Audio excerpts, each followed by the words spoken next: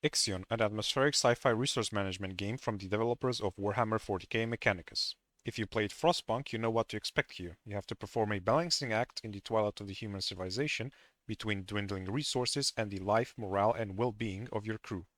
The combination of the best soundtrack I have heard in a game with tight and well-done mechanics is layered onto a convoluted and bizarre story. Exploration truly feels like discovering the unknown and the inner workings of futuristic science. If you think how is this sci-fi as we are witnessing a current era shuttle docking on a small station, that is because that is not a station. That is a space traveling ring world. Welcome to the Tycoon, Administrator. If you only wish to hear the conclusion of this review, you may skip towards the end of the video to the appropriately named section. For the rest of us, let us see what this game is all about. Okay, so after a smooth transition, we can finally begin. The task at hand is to manage and bring up to speed the Tycoon. We are not the main actor here, our ship is merely a test run, already obsolete. The child that you give some glue to sniff, while the prodigy, the Protagoras, is supposed to be the actual powerhouse of human colonization. Or so they think, but more on that later. Already we understand some things are not what they seem to be. Vanir Dolos, the CEO of the company that built the ship, acts as if the mission carries the importance of heart surgery rather than a milk trip to the store. And you know that when an egocentric CEO that named his company after himself starts talking about the end of days, things are about to get weird. Anyway, we get our facilities up and running and ensure the needs of our crew are being met. Housing, healthcare, and food. How do we provide nourishment in a spinning ball of steel? You do not want to know. We explore the system to find the Ashengites, eco-friendly food providers, and a weird Black Ops site.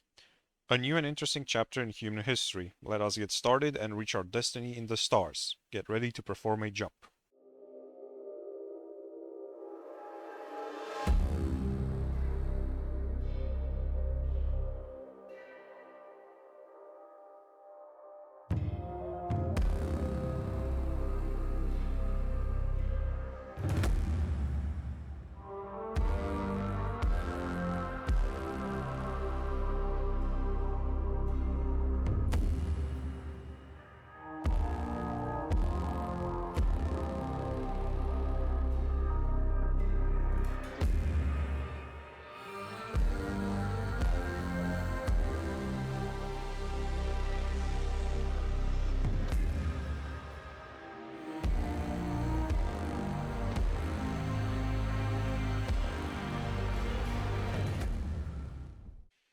Okay, that was something else.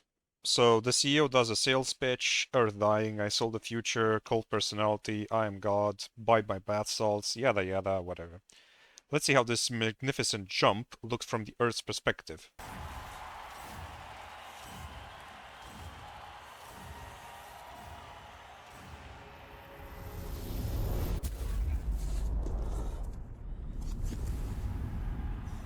Oh, oh no, we are so fired.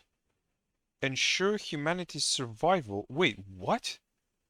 So, after exploring our solar system a bit, we found out humanity went extinct. Apparently, fracturing the moon is not our only failure for the day, we also did not reach our intended destination. Even worse, we jumped about a century into the future. Upside, there is no one left to fire us. Downside, the UN branded Dolos and us an enemy of mankind. We will not be fired, but be fired upon. The UI looks a bit overloaded. On one hand, I want to give it credit due to the sheer amount of information it has to manage and allow you to interact with. However, with a task this vast and complex, issues appear. The tech tree in particular is harder to navigate than the vastness of space. There's also an extensive compendium of information inside the game, which you should read from time to time, as the game has a lot of hidden mechanics. Graphics are nice and clear. The game does have this industrial and functional look to it, both inside and outside the ship, which I really like. When it comes to audio, it meshes well into visuals, placing new buildings, construction, deconstruction, and general noise of the ship is on point. The ship's PA, AI personal assistant, chips in to inform you of the more important things. Overall, nothing too extraordinary, but solid.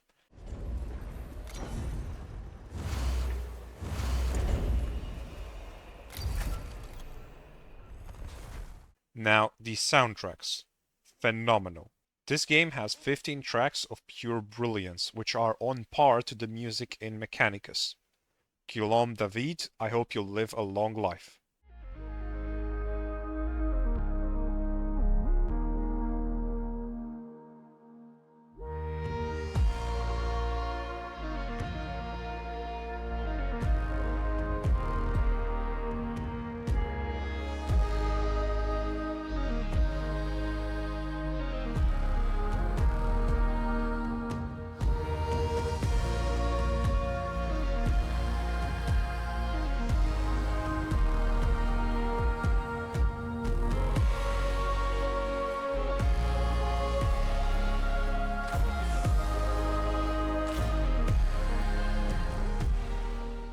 When it comes to performance, the game has issues. There are some memory leaks somewhere, and it does freeze a couple of times.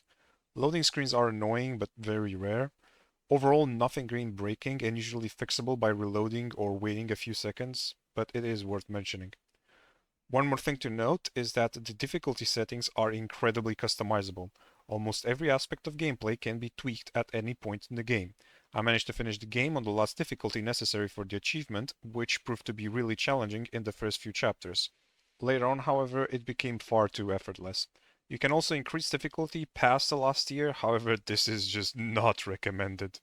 Regarding gameplay, let's start with exploration. You send probes into space to find new locations, which sometimes feels like finding a needle in a haystack while blindfolded, high, and aimish. You send your science ship to resolve events which can range from we found a dog all the way to Cthulhu has awoken and changed your crew to an alternate version. There's also mining and transport ships to gather resources, an automated process which you can manage, however.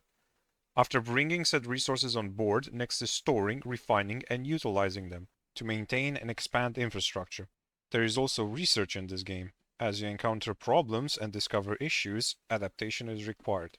So you will unlock new buildings later on and newer, better version of the old ones. Now this 3x3 storage needs to be removed, however this one is 5x5. I have laid out an entire sector, but now there is a building to be placed. Why is the iron taking so long to reach this? Is there a bottleneck in the industry sector? And I have this free space. Why does nothing fit in here? There's supply chains, and every time I unlock a new tech, I have to redesign this. And nothing ever fits. I lied, okay? I lied. This is not Frostpunk, this is Factorio. I try to be efficient, but it just laughs in my face every time, changing the rules, further moving an unreachable goal that is pure torture. Okay, sorry about that. One thing to note is that no resources are lost when deconstructing a building, so you are encouraged to experiment and redesign your layouts, of which you will be doing a lot of. One reason would be research, which is done through a singular building that provides a steady but relatively minor amount that can be increased. Most of your research will come from your science ship's exploration, to ensure that you do not outpace your current area. Once you jump to a new system, however, this will cause a strain on both your mental sanity as well as the ship's overall integrity by causing irreversible damage, lowering its max health as well as increasing the drain on its health. Yeah, you have to constantly repair the ship, which takes damage equal to the number of jumps you have made, current space conditions, and number of sectors opened. The problem with this system is that the lower the ship's health is, the more efficient you are at repairing it. So naturally you turn auto repair off, letting ship hull drop lower. What? Oh, I forgot to turn it back on, did I? The other thing that eats away at your hull and mental faculties is opening new sectors. The amount of space available in a spaceship comes at a premium. So you'll want to unlock more sectors, however, opening too many can cause a slow and painful demise. By the way, it took me 2 playthroughs to realize that you can connect them via roads, however they need to be connected to the big building, not each other, meaning this works. Sectors can further be specialized for food, industry, or other things depending on the number and type of buildings residing in it. The other premium currency here is electricity. You can improve this by strapping solar panels to the side of the Tycoon, like some contraption worthy of Wile E. Coyote. However, again, the maximum amount is limited. In the end, different buildings with different outputs and requirements will force you to make tough choices. The population morale system is not up to par. There are two things to note here. One is sector stability, which affects work efficiency and causes some nasty events should it get too low, such as strikes and lootings. The other one is trust, which upon reaching zero ends your game. However, high stability generates trust and therefore can be ignored. Stability itself can mostly be improved by setting different policies and building certain buildings. Housing quality is another method, providing debuffs for having more than 25% homeless people and a bonus for having more than 50% live in quality housing.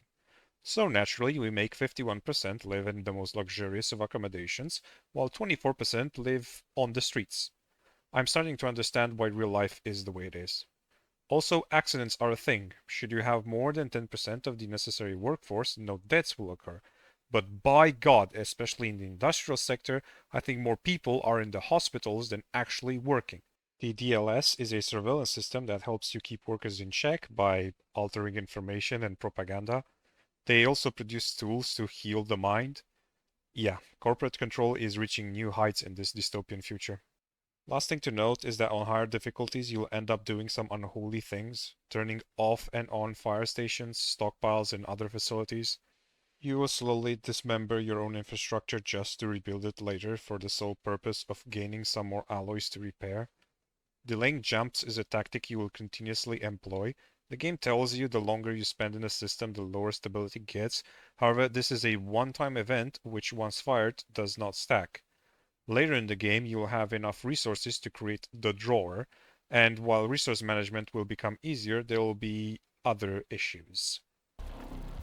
The Piranesi has launched a missile targeting the Tycoon. It what now? Let us not get ahead of ourselves though. So, where were we with the story? Oh yeah, we ended the human race and were branded traitors. Yay. We figure out most of what happened, rescue some Ice Age enjoyers, and oh, the car engine light is on. Well, where are we going to find a new one? Oh, there's one convenient to the left for us. Yeah.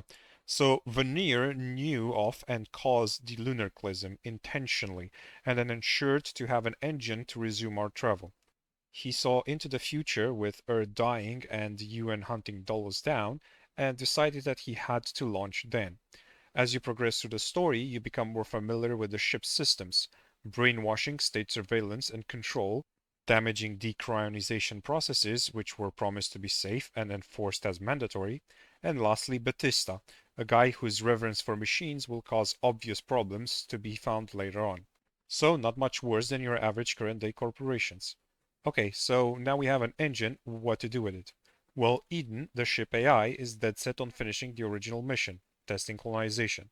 Nice to see for once in sci-fi history having an AI being completely oblivious to human nature and changing conditions not resulting in them ending our collective existence, but luckily working in our favor.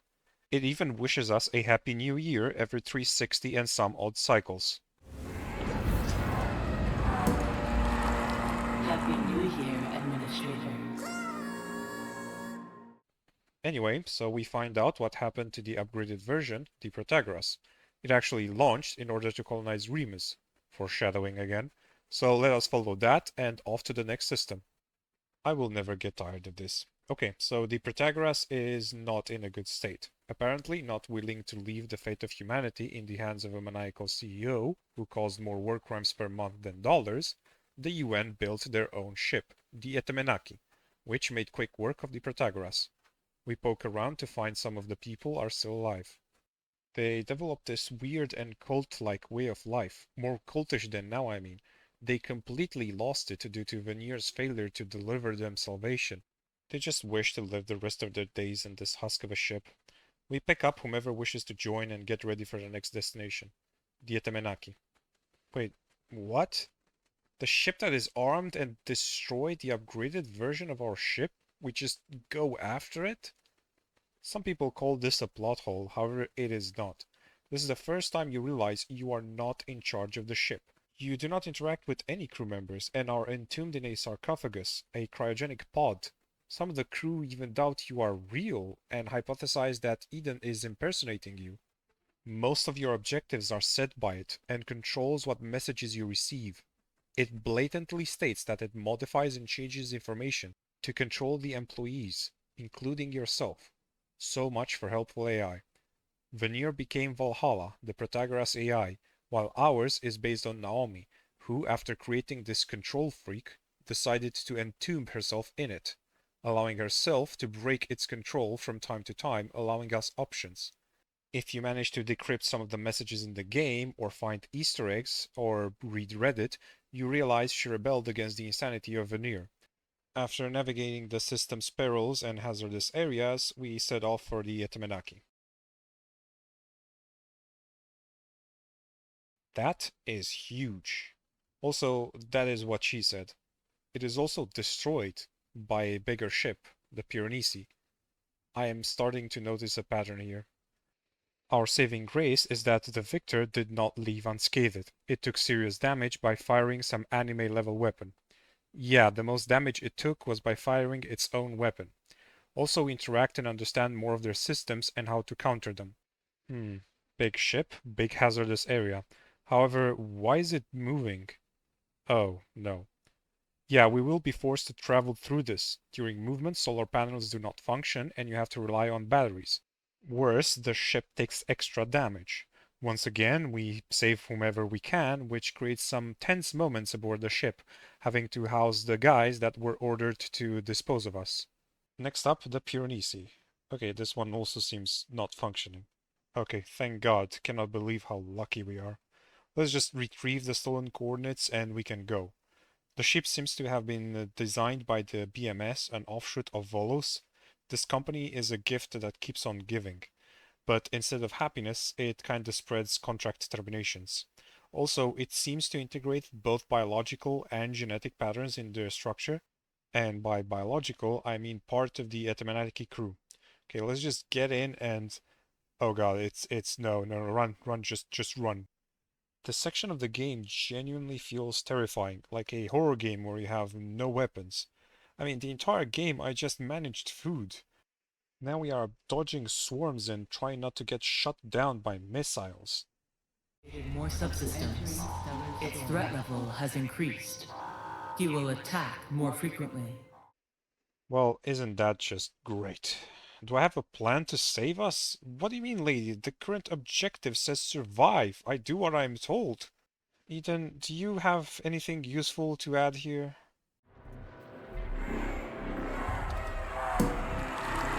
Happy New Year, Administrator. Really?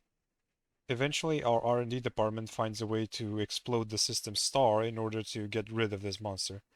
The moment is kinda underwhelming. There's no animation or anything really. You just click a dialogue option and that's it. So yeah, the Piranesi is dead. We do the coordinates and move on. Wait, it's already colonized by the Ashengites? The guys that gave us food at the start of the game? So if they could make it, why did Veneer make us jump through all of these hoops and commit genocide to like it okay. So one way to go is to harmonize with nature and join the Ashengites. However, Remus is accompanied by Romulus. There is a second habitable planet which we can use. The AI and Vanir really do not want us to go there. Well, time to make a choice and... Oh, come on! I literally threw a star at you! I deal with it? You just asked me 2 minutes ago to give up all my tech to become one with nature. Now you're asking me to use these tools to save you? Classic tree huggers. Well, okay. Since we arrived where we are supposed to, our ship is now expendable, so we will fill it with batteries, turn it into a mini-star, and hit it again. As for my choice, yeah, Veneer's advice I disregard with ease, and the idea of being stuck as a plant with complex emotions, waiting for the inevitable next meteorite to wipe us out, doesn't really appeal to me. The way humans do things is not perfect, and we always run the risk of self-destruction, but we actually move forward, evolve, to perhaps one day create the tools to deal with our own problems as well as whatever else the universe throws at us.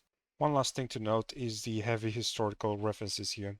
Vanir is a Norse family of gods capable of foresight and later becomes Valhalla, Etmenaki's AI. The Etmenaki itself is a ziggurat dedicated to the Mesopotamian god Marduk, which is the name of the founding Dolos Council.